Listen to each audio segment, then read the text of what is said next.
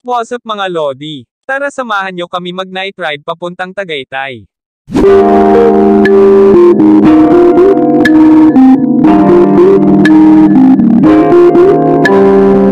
At kumain ng isa sa pinakamasarap na bulalohan. Dito sa Mahogany Market sa Tagaytay. O di bali, paalis na kami. Inaantay na lang namin yung isang kasama namin. Habang naghihintay, bumili muna kami kay kuya ng chicharon kasi nagugutom na. Excited ka na?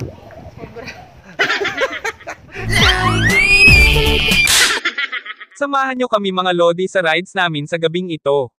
Tara, let's go.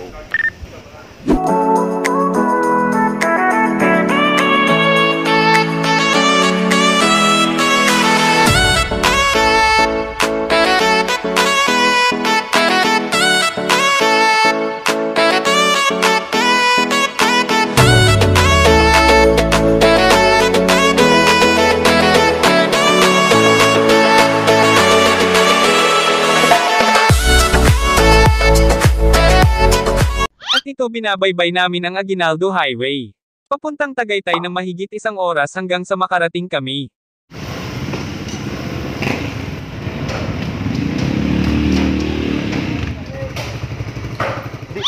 So yun mga Lodi, dito na kami. Yan sobrang lamig. Grabe sobrang lamig ng simoy ng hangin dito kahit magdoble ka pa ng jacket. Talagang mararamdaman ko talaga ang lamig. Okay na. Lamig oh. Rides pa more. Habang naglalakad kami makikita mo talaga dito ang mga sariwang karne ng mga baka. Pwede na dito mamalingke.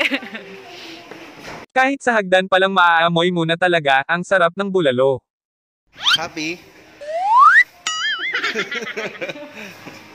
Ang saya lang dito kasi yung tipong lahat sila nag-aalok kung saan kami kakain. Parang pakiramdam tuloy namin mga sikat kami. Kayo ba yung sir? Para-pareho lang.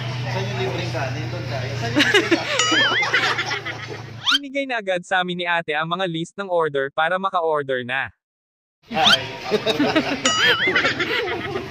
Kahit sa sobrang lamig dito may tropa pa rin talaga akong pinapawisan. Sir, parang ikaw ata na iniinitan sa amin. Inaantay na lang namin ang mga order. Habang naghihintay kami binigyan muna kami ni ate ng libreng kape.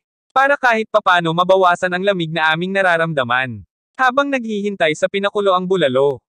Maya-maya andyan na rin ang hinihintay naming lahat. Ang masarap na bulalo. Tignan dyan. Sarap. Sinandihan na ni ate para manatiling mainit ang bulalo. At para na rin hindi mamumuo ang mga sebo. Grabe, ang sarap. Ayan guys, sinilaban na po. Ayan mga Lodi, sinilaban na po. 750 pala ang isang order nito mga Lodi.